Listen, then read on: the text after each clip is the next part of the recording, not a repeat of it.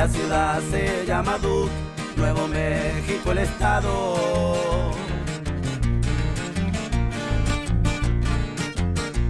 Entre la gente mafiosa su fama se ha propagado, causa de una nueva droga que los gringos han creado.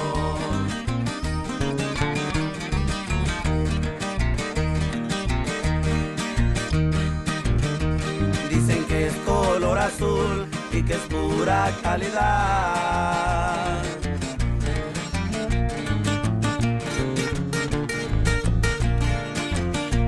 Esa droga poderosa que circula en la ciudad y los dueños de la plaza no la pudieron parar. Anda caliente el cartel, al respeto le faltaron.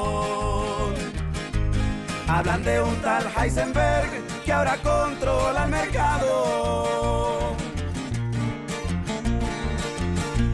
Nadie sabe nada de él porque nunca lo han mirado. El cartel es de respeto y jamás ha perdonado. Ese compa ya está muerto, no más no le han avisado. Y así suenan los cuates de Sinaloa, mi compa.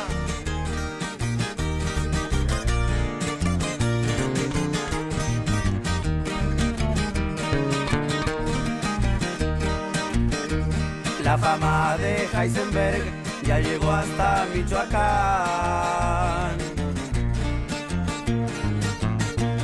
Desde allá quieren venir a probar ese cristal.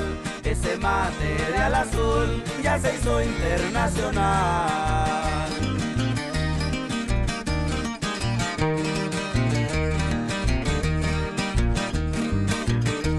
Ahora sí le quedó bien a Nuevo México el nombre.